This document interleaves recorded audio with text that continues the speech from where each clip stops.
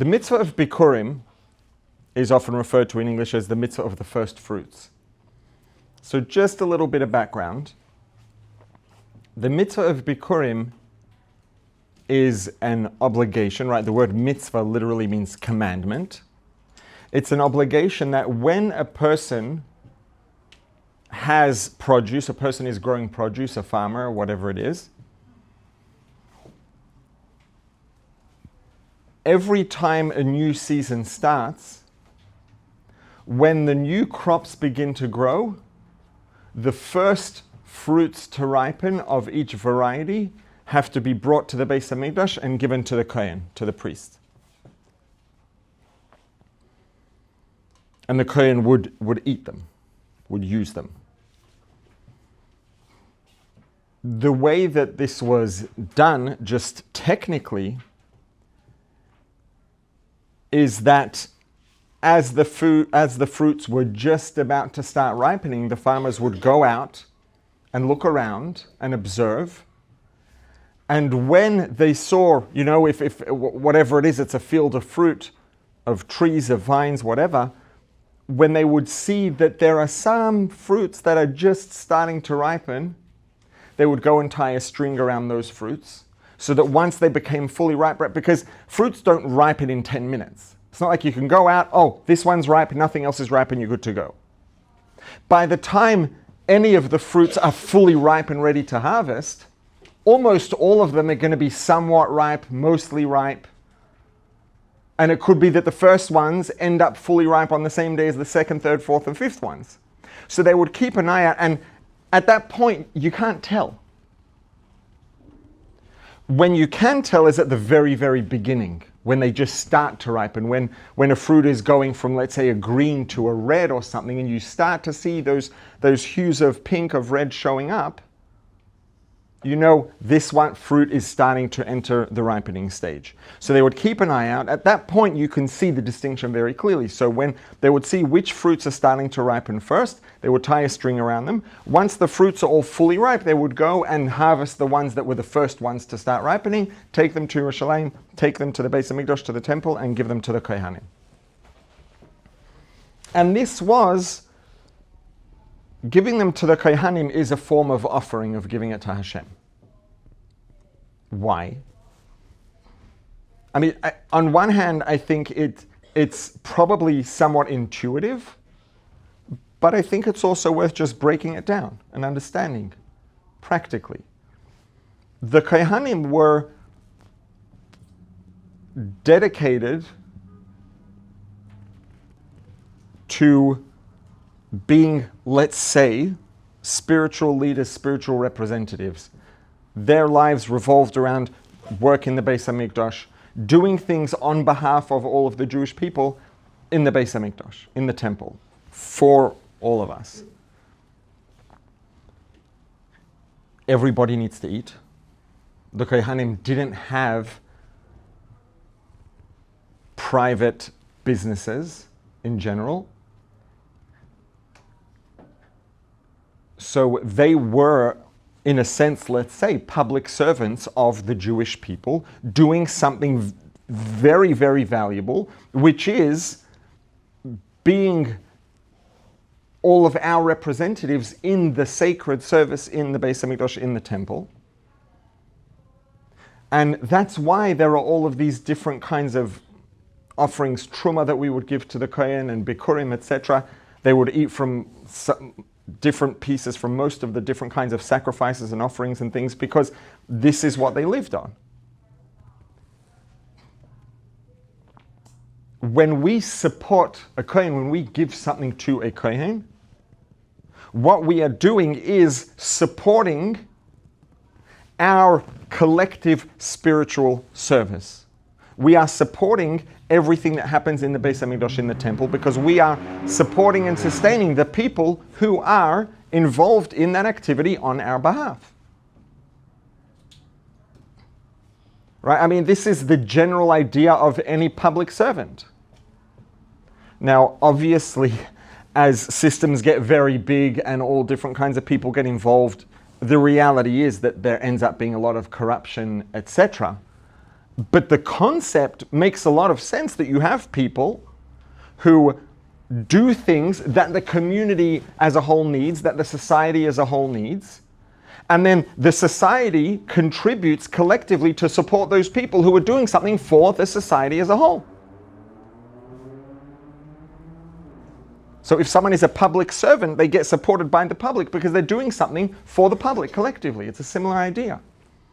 Here, the Kohanim, the thing that they're doing is service in the Beis HaMikdash, connecting to Hashem on all of our behalf. So when we support Kohanim, we are supporting everything that happens in the Beis HaMikdash. We are supporting our spiritual connection to the Creator. So it's a form of sacrifice. It's a form of offering to Hashem when we give Bikurim. And it makes sense. Right? I mean, you have your anarchists who talk about the fact that taxation is theft and there shouldn't be government, etc. The reality is, practically, good luck setting up a society that's going to work like that. We need to contribute. The Kohanim need to be supported. And in addition, we could look at it as the Kohanim need to be supported, or we can look at it as we are giving an offering to the Creator. It makes sense. The question becomes, yeah, okay, but like, really?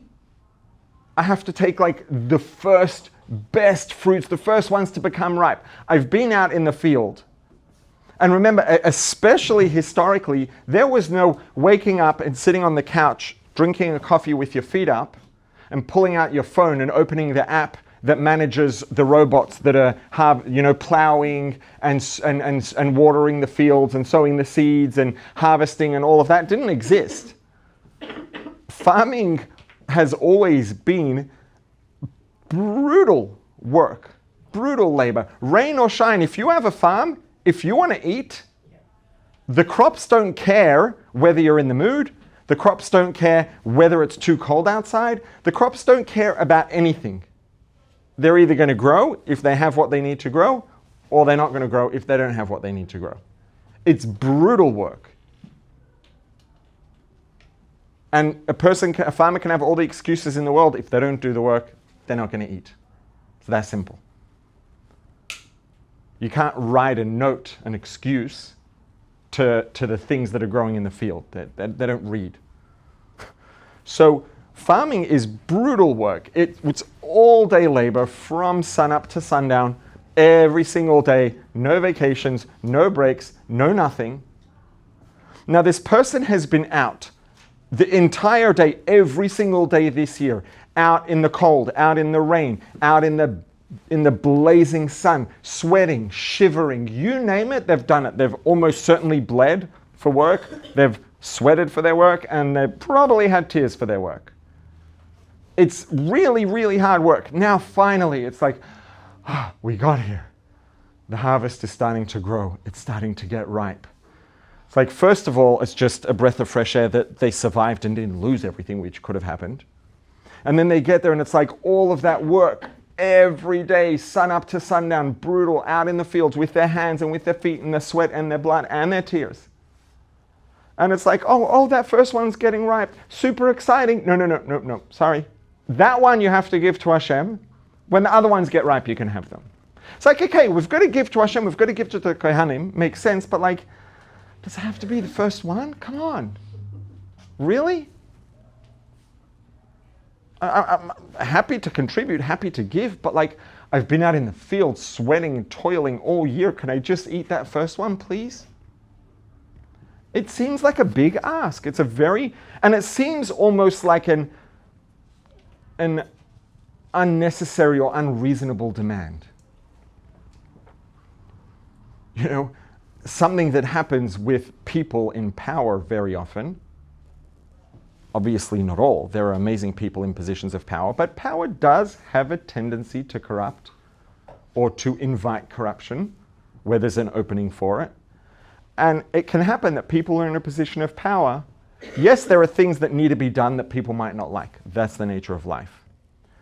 But sometimes some people the power goes to their head and they start making extra demands and there's no reason for them except that it makes them feel in control. I get to tell you to do this because I'm the boss. It's a thing that can happen, and it's a thing that does happen, and it can happen, it can happen to parents, it can happen to teachers, it can happen to people in government, you name it. Position of authority, that's a thing that can happen.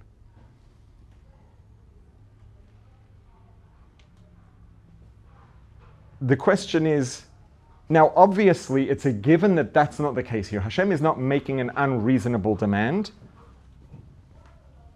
just for the sake of it. Hashem's not a petty tyrant.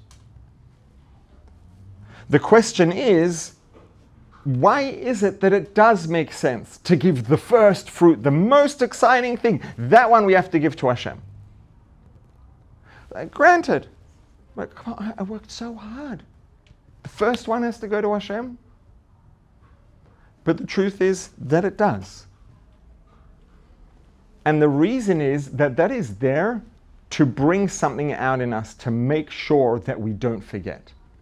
Now, on one hand, this question, and here's what it's coming to remind us about and coming to ground us in. The question seems like a very fair, reasonable question. I worked so hard, really? Like, let me just have the first one. I'll give you the second one, and the third one, the fourth one. That seems like a reasonable question, as long as we are looking at the world just as a human being with physical eyes and we see what we see around us. And the bottom line is, we are human beings and we do have physical eyes. We do have 5 physical senses that we use to perceive our surroundings. We have sight, we can hear, we can feel, we can taste, and we can smell. We can see things that are tangible, that reflect light.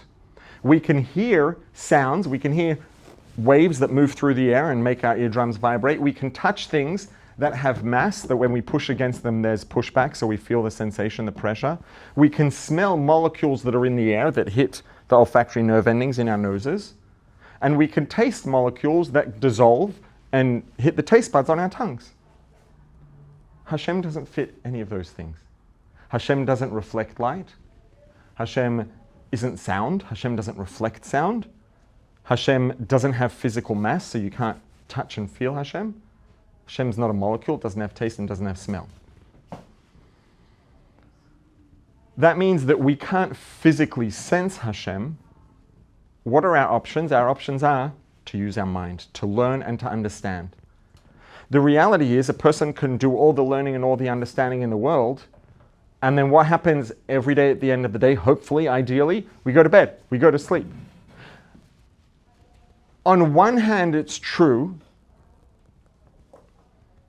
that the things that are on our mind just before we go to sleep and as we go to sleep can have a very powerful impact, because they're going to have more of a tendency to sit there and marinate for however many hours we're sleeping, hopefully, 8-ish, ideally.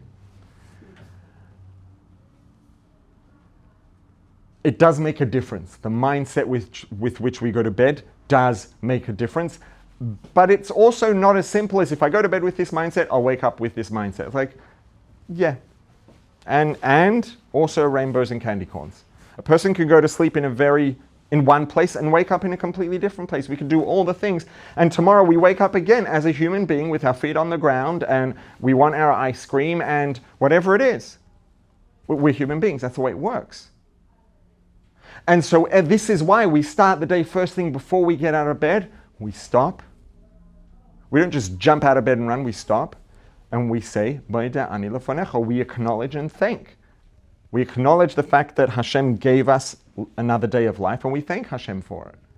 And then we start out the day with the morning brachas, with the blessings and prayer, connecting to Hashem, tuning in, because the fact is that being aware and connected and tuned into these things it requires ongoing maintenance, because we don't have the physical inputs. It doesn't require ongoing maintenance to enjoy ice cream. It doesn't require ongoing maintenance to, to enjoy whatever it is that we sense, to enjoy looking at the things that we enjoy seeing and, whatever. Why? Because all you have to do is see it and you have everything you need. That ice cream hits your tongue, you're good. You don't need any maintenance. And you could not eat it for a year and you still won't need any maintenance. You're not going to have to work hard to go into meditation to remember how good the ice cream was so that I could, no, that's the way it works for people who like ice cream, which I think is most. When it comes to Hashem, it's very different. And so being attuned to how much we value Hashem requires maintenance, because we don't perceive it naturally. So it's very reasonable that we see the world and perceive it primarily as this physical reality that we can see, hear, feel, taste, and smell. And then the question here becomes, okay, I'm going to give something to Hashem, but really, does it have to be the first? Isn't that a little bit over the top? Now, when it comes to errors or mistakes, we could put mistakes or errors into two categories. There are mistakes that don't make any sense, right? Someone could say something and you'd be like, how could you think that? That's absurd. It makes no sense. And then someone could make a mistake that is very reasonable. I see how you got there. It's a reasonable error to make, but it's still an error. It's still wrong. It's just a very reasonable mistake to make. That's what this is. It's very reasonable that a person who is a human being living in this world in a physical body asks, does it really have to be the first? Like, Hashem, come on. Shouldn't I get to have the first fruits? I worked so hard, blood, sweat, and tears every day for the whole season. Shouldn't I get to enjoy that first fruit? It's a very reasonable mistake, but it's still a mistake. What's the mistake? The mistake here, the error, or the reason why this question is not as good as it seems. It's reasonable to make the mistake to think that it's a good question, but it's a reasonable mistake. So what's the mistake? The mistake here is that we are seeing one layer of the picture and we're missing very important information. Some of you may have heard this, illustration from me before. Imagine that someone walks into the room here. Someone's writing a novel. It's the opening scene of a book, right? The opening scene of a good novel generally is going to be very descriptive to pull you in. So someone's describing this room right now, the scene in this room in detail. And when they get to the front of the classroom, they say that there's a teacher standing at the front of the room. He has a beard. In front of his face, about 1 foot and 12 inches or so in front of his face, however much it is, about 5.5 feet above the ground, there is a dry erase marker suspended in the air. Question number 1. When you read that description, do you have an accurate picture in your head of what you see now with your eyes?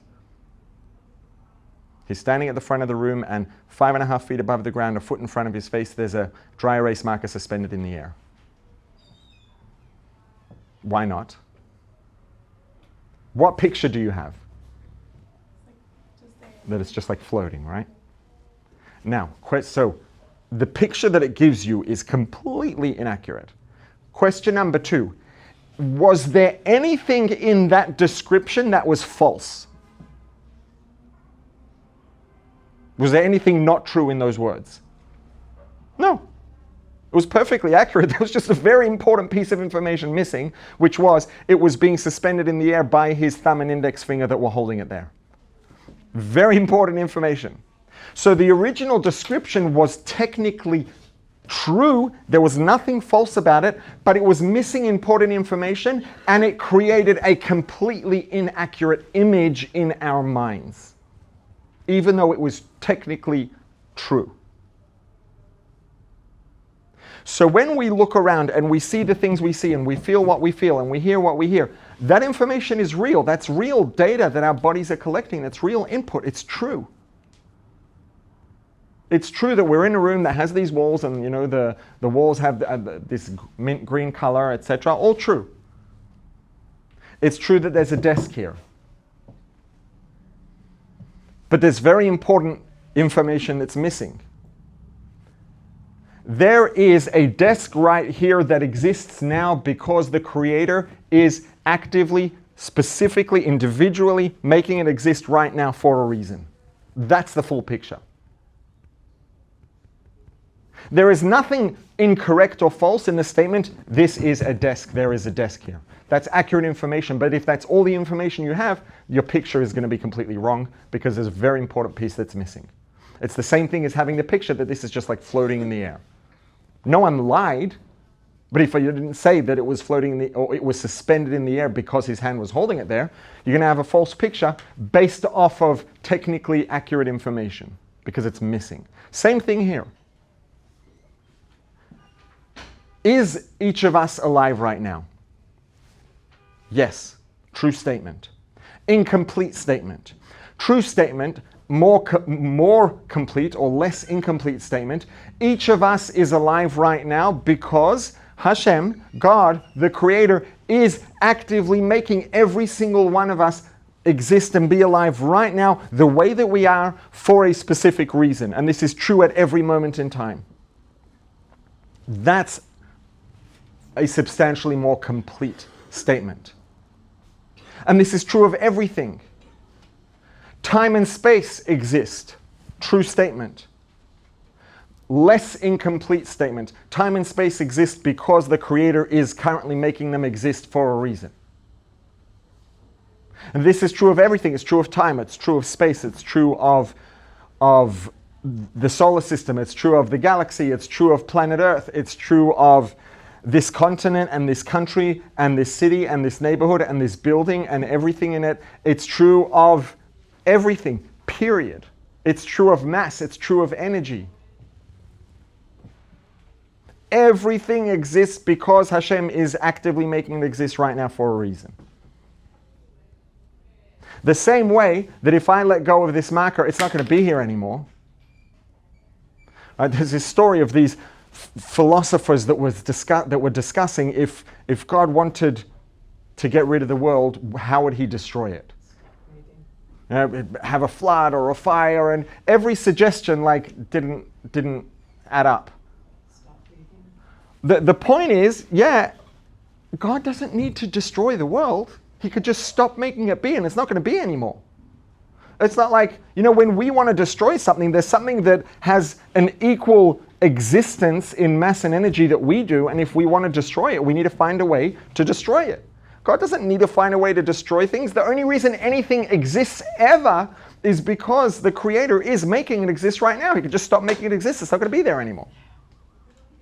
This is true of mass, it's true of energy, it's true of time, it's true of space, it's true of ideas, it's true of logic, it's true of reason, it's true of everything. The only thing that exists inherently is the Creator. Period. End of story. Anything that is not the Creator exists because the Creator chooses to make it exist. It's true of spirituality, it's true of angels, it's true of everything except the Creator. End of story. Now, when someone goes out in the field and the farmer goes out into the field, and it's true, he got up early, rain or shine, brutal heat, freezing cold, rain, sleet, hail, he got out there and he did the work, and he bled, and he cried, and he sweated, and all the things, true. He did that because Hashem was making him exist at every moment throughout that process, or he wouldn't have been there to do it. He was plowing the field that Hashem was maintaining in existence the whole time, with tools that Hashem was maintaining in existence, breathing air that Hashem was maintaining in existence, drinking water that Hashem was maintaining in existence, sleeping in a bed that Hashem was maintaining in existence, with the ability to sleep that Hashem was maintaining in existence. Everything exists because Hashem makes it exist at every moment in time, and if he wouldn't, it just wouldn't be here. There'd be no planet, there'd be no farm, there'd be no field, there'd be no plow, there'd be no cows, there'd be no home, no person, no air, nothing. Now, once our eyes are opened to that, and we realize that two things are true at the same time. And this is so often a detail that people are missing when they're arguing about things. Very often people are arguing and they're just speaking right past each other because they're both saying things that are true. It's just like, yeah, two things are true at the same time. Thing number one that is true. This farmer worked really, really, really hard to produce this, to grow and harvest this produce. True. Also true, he was able to do that because Hashem gave him the existence and the property and the air, etc., etc., etc., and the capacity to be able to do that. Once we understand, oh, the marker is not just floating in the air, it's in the air suspended because someone's holding it there. Once we understand that true, that he did that work, but the work only happened and was able to happen in this framework of existence that Hashem brought into being and was maintaining in being every single moment. Now, once we have this perspective, this question of, well, shouldn't he really get to eat the first ones and give Hashem a different one? That's like, what an absurd notion. I mean, yeah, you could suggest that maybe Hashem might be generous and say, you know what, you could have the first one, you work really hard, and you know, you could give me a later one. It's not like there would be something wrong with that. But to think that there is a valid claim here that Hashem should is the operative word. To think there's a valid claim here that Hashem should let him have the first one because he worked so hard. It's like there's no should let anything here. There's nothing without Hashem constantly maintaining an existence every moment, specifically in detail. There's no should.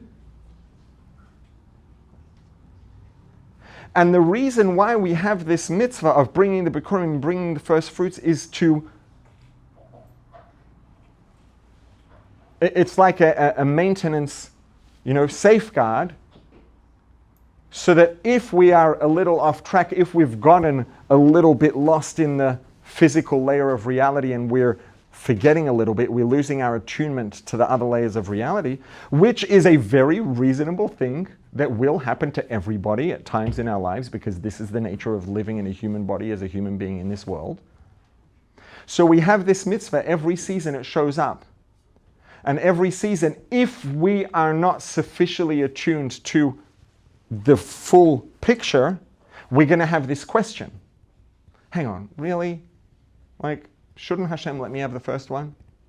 And then that question is going to prompt us to remember, oh, hang on a second. Slow down. I'm asking this question because I'm missing a very important part of the picture.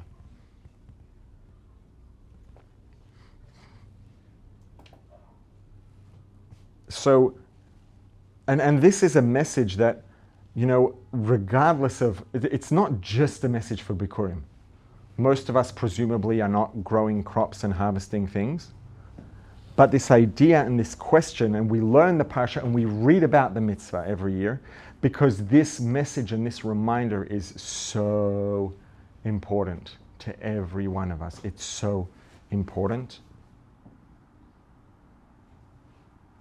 And in a minute we're going to get to something which is the other side of the coin. Because again, like with everything,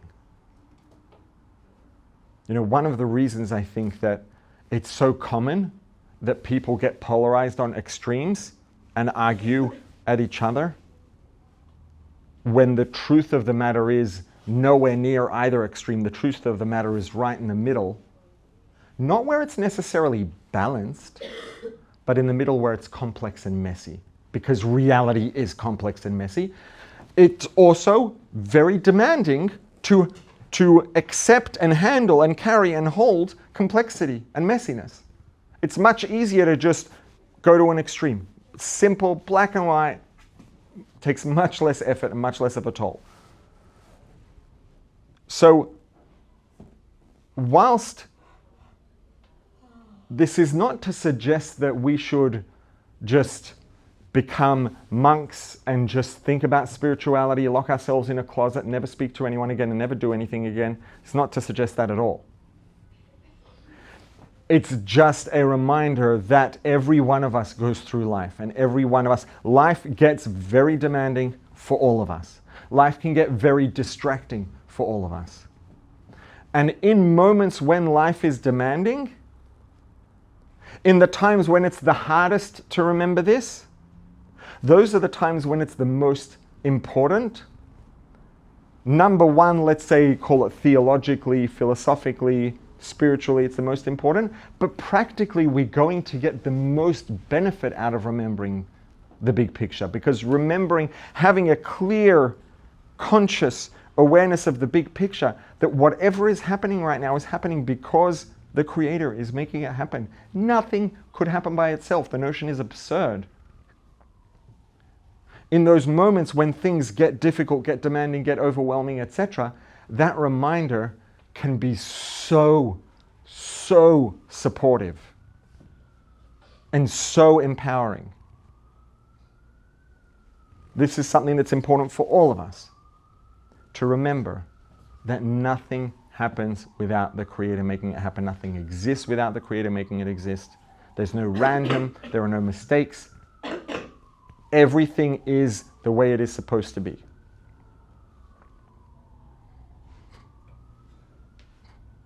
And it's not quite the opposite side of the coin, but it's I would say somewhat opposite in direction. What do we do with the Bikurim, with the first fruits? We don't take it to the Beis Hamikdash, to the temple, and put it on the Mizbeach, on the altar, and burn it as an offering. No. What do? We bring it to the Kohen, and what does the Kohen do? He eats it. He enjoys these ripe, juicy, delicious, tasty fruits. And when he does, that is a form of sacrifice. That is an offering to the Creator. Sitting down, enjoying the first ripened fruits of the season is an act of service to the Creator. If it's being done by a Kohen. I'm going to elaborate on that in a second. You had a question? It only counts if they eat it? I don't think that the validity of the offering depends on them eating it. But that's the intention. There's no like, oh, you should go and burn it on an altar. No. Take it home and enjoy it. Eat it. They don't have to eat it in order for it to be valid. If it sits around and they forget, and it's not going to affect the validity of the offering, but that is the intended use. The intended use is personal benefit and enjoyment and sustenance. And the message here is another one that is so deeply important, especially to the person who is on a journey of spiritual development and growth and becoming more spiritually oriented and more interested in godliness and divinity and trying to become less materialistic, etc. The mitzvah of Bikurim tells us, if you are a Kohen, and Rambam, Maimonides, at the end of the section that talks about all of the gifts that we give to the Kohanim and the Levim, etc., he says that there is a message here for everyone, and that is that everyone can be a Kohen figuratively. Yes, there is a degree of heredity in actually being a Kohen technically, but let's think about what is a Kohen, the concept of a Kohen, the role of a Kohen is someone who is devoted to the spiritual well-being of the community, to the connectedness of the community to the Creator. We can all live a life like that. We can all live a life where it revolves around connection to the Creator, connecting other people to the Creator, a focus on spirituality, on divinity, on godliness, on Torah, on mitzvahs, on Hashem. Anyone can live a life like that. And when we do live that life, we are, at least figuratively, a Kohen. We are a priest. And this week's Parsha tells us that when a Kohen eats and enjoys the first fruits, that is an offering to Hashem. When a person has a clear awareness of a clear, strong sense of purpose. I am here to serve Hashem. I am here to bring Hashem into the world through Torah and mitzvahs, etc., etc. And this is what my life revolves around, and this is what my life is about. I.e., this person is a kohen figuratively. It's not just the Torah study and the mitzvahs that are an act of service to Hashem. Going to sleep is an act of service to Hashem. Technically, the truth is, maintaining our health is a mitzvah. So that's an act of service to Hashem regardless of how attuned someone is. But so let's go a little bit further out. You know, and I'll give an example, and some people might at first have this visceral response. It's like, whoa, come on, you're going a little bit overboard. You're getting a little bit too fluffy and self-carey and woo-woo. It's like, no. It's in this week's parsha. You could have two people who sit down with a plate of delicious food. Right now, for one person, that's going to be maybe a good steak. For another person, it's going to be some, hummus and sourdough bread. It doesn't matter what it is. Sitting down to a plate of food that a person finds delicious and they look forward to eating and to enjoying. I have two people who sit down to the same plate of food. And they both make a blessing and they both eat it. One of those people has been sitting all day thinking about, oh my goodness, I'm really hanging out for the hummus and sourdough bread or the steak or whatever it is. Oh, I'm so excited. I really want that. I really want that. I really enjoy eating that. I really want it. I really want it. They sit down to eat and they're like, oh, yes, this is so good. Person number two, plate of the same food, makes a bracha and eats it. This person has spent their day mostly, what can I do right now to make this world a better place, to bring godliness into the world, to make the world into a dwelling place for Hashem, to do what Hashem wants, to further Hashem's desires and Hashem's interests.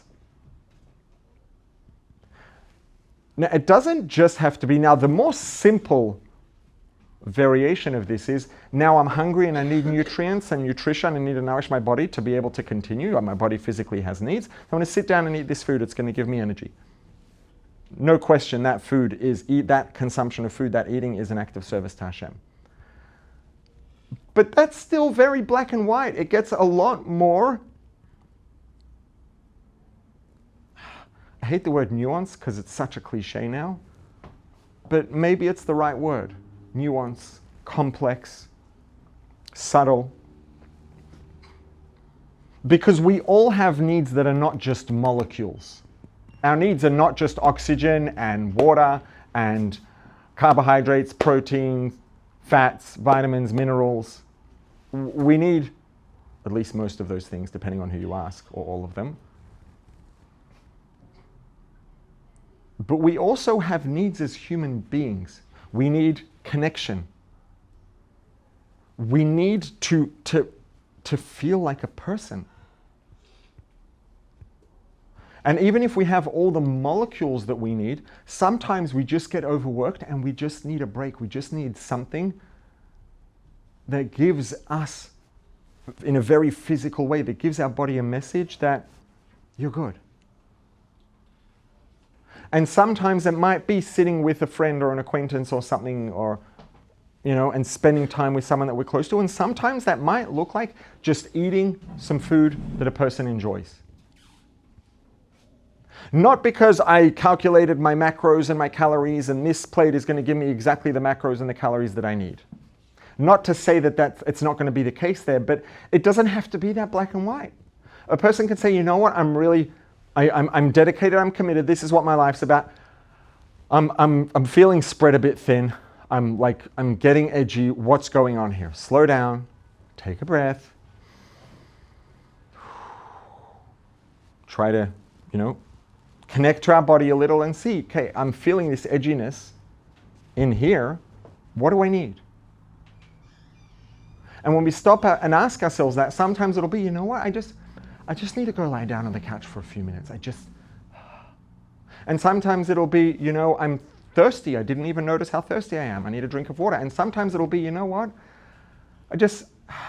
I could really use a scoop of ice cream right now. There's a big difference between my life revolves around eating food that I enjoy and ice cream's delicious and that's why I'm eating it, versus I have a strong, deep sense of purpose, of commitment, and my life and my actions reflect that. And I'm a human being with a strong sense of purpose and commitment. And sometimes a human being just needs a little bit of pleasant, enjoyable sensory input. We all need that sometimes. Just like we all need physical rest, we all need connection. Sometimes we just need, it's like, you know what? I'm becoming aware of what's going on, and it's like this, my body just wants to eat something that tastes good. And maybe it's not the best macros, and maybe it's not exactly the perfect caloric fit, but if a person doesn't have a very specific, strong reason why they need to be, ironclad about those things, sometimes, probably oftentimes, just giving ourselves permission to enjoy something that is just gonna be a source of pleasure, not every second of every day, but saying, you know what, I kind of need that now. I'm gonna give myself permission to have that. The benefits that that's gonna contribute to our health, our measurable physical health, let alone mental and emotional health, is gonna far outweigh having eaten 100 less calories today, or 3 grams less of fat and 5 grams less of carbohydrates today. This is not to belittle paying attention to our nutrition at all. It's just saying that there could be very, very real, substantial benefits to just enjoying good food sometimes, for example. It doesn't mean that every minute of every day a person should be like, what do I feel like? Oh, ice cream, let me go eat ice cream. But sometimes that is something that we need. Are we going to die without it? The same way that a person is going to die if they don't have oxygen or water? No. But people make the mistake of thinking that our needs are just oxygen, water, macros, calories, and that's it, vitamins and minerals. Like, no, we have other things that, do we need connection and giving our body a sense of being taken care of? Do we need that urgently every day? Most people don't need it urgently every day, but that doesn't mean it's not important. It just means that if we're starting out in a good place, neglecting those things, it takes some time until the damage starts to show up. But the decline begins immediately. These are needs. That, yes, they are needs that are less urgent than oxygen and water and calories, but they're still needs. And when a person is a kohen, when a person's life revolves around a connection to Hashem and being dedicated and committed to Hashem's needs, when the kohen eats those first, ripest, juiciest, most delicious and most exciting fruits of the whole season, that is a sacrifice to Hashem. When we do the things, when we take care of ourselves, again, not just basic survival, and that's the message in this mitzvah. This mitzvah, we're not giving the kohen bread so that he doesn't starve to death. We're giving him the first, most exciting, delicious fruits of the season so that he can go home and enjoy them, not put them on the sacrifice. He can go home and eat them and enjoy them. When a person has a kohen life, and now this doesn't have to mean also that we're 100% of our waking hours are either davening or learning or giving tzedakah or doing mitzvahim, and then we allow ourselves 120 seconds a day. What do I need? Scoop of ice cream, eat scoop of ice cream, back to work. Intention, right? A person can, hypothetically, just to make the point, a person can daven and learn Torah and do mitzvahs all day long without thinking about Hashem once, and someone else can be cleaning floors, cleaning toilets, emptying the garbage cans on the street and thinking about Hashem the whole time. And the second person might just be serving Hashem more than the first person. There are some technicalities here. Deeds matter, mitzvahs count. But if a person does a mitzvah without having any intent to be serving Hashem, the mitzvah doesn't even count. A kohen doesn't have to mean that you have to be someone who spends 16 hours a day learning Torah, davening, and doing mitzvahs. And in 15 hours and 59 minutes, you're a Levi, you're not a Kohen. It doesn't work that way. It's a person who has that commitment and dedication that everything they do revolves around this. When they go for a run, they're going for a run as an act of service to Hashem. When they go to bed so that they get the sleep that they need, that is an act of service to Hashem. And they do learn Torah as much as they can, and they do as many mitzvahs as they can, as much as they can, etc. Obviously, that's a given. But this person is a Kohen. A Kohen is a person whose whole life is dedicated to Hashem. If every part of our life is dedicated to Hashem, you can eat the first fruits, and it's an act of offering to Hashem. Not just because of the calories. You don't need the first fruits to get those calories. You could have the second or third ones to get those calories. You could also probably eat something else that's going to be more nutritionally ideal in terms of calories, if we're going to be honest, generally. But it's not about that. It's about the fact that when a person, everything about the person in their life is dedicated to Hashem, then eating the first, juiciest, ripest grapes is also an offering to Hashem. Everything they do is for Hashem. Not just because of the calories and the urgent need, because the fact that this is something that we all need, and it's not something we should be ashamed of or be afraid of or try to lock away in a box because we just want to be spiritual. If Hashem wanted us to just be spiritual, He would have created a bunch of angels and stopped there. If we have that attunement and that commitment and focus on Hashem, then enjoying the first, juiciest, ripest, sweetest fruits just because is an act of offering to Hashem. And in a way, if you think about it, if we are here to integrate Hashem into the world and every part of the world exists for that ends, are you achieving that to a greater degree and in a way that's deeper, to a deeper extent when you study Torah? Or when you make the act of enjoying sweet, juicy, delicious fruit into an act of service of Hashem? When you study Torah, you're bringing Hashem into the book, into the sound waves, into the words, into the calories. When someone is a Kohen, when our life revolves around this, then we get to integrate the divinity of Hashem into the act of pleasure, into the experience of pleasure, into the act of eating, into the good taste, into the sensory experience. Because we're doing that in support of and as part of our life that is all about Hashem. So the person that's a Kohen has the opportunity to bring Hashem also into enjoying good food. And in some ways that is a deeper degree of integrating Hashem in the world than learning Torah and doing mitzvahs, which is like obvious in black and white.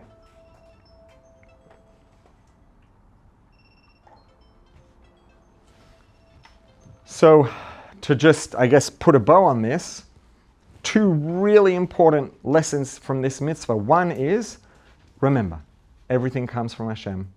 There is no should that Hashem should, anything really, but certainly not Hashem really should let us have the first one. Like, no, there's nothing without Hashem, which also means that at every moment in our lives, everything is orchestrated by Hashem. And it's important, theologically important, and practically supportive and empowering to remember that and to be aware of that and to try to maintain that awareness as much as possible. And another lesson in this mitzvah is that every one of us can be, I can be, you can be a figurative Kohen. And when you're a Kohen, you can literally sit down to eat tasty, enjoyable food. And the act of enjoying the food can be an act of service to Hashem. Being a Kohen doesn't mean you have to, be a monk and you're not allowed to enjoy good food ever again. No, the opposite. If you're a Kohen, you now have the ability to serve Hashem through literally just enjoying the tastiest food. And the Torah says, the first one, it's going to be the best. We're going to make this point to the ultimate degree, which is let's say, the more a person is a Kohen, the further out they can bring this idea of integrating Hashem, and they can literally just eat delicious food because they're eating good food. And that can be an act of offering to Hashem, an act of sacrifice and service. And the more we connected and the more that's what our life is about, the more we can bring Hashem further and further out into more and more parts of our lives and make the even more mundane and material part of our lives really divine and elevated and godly.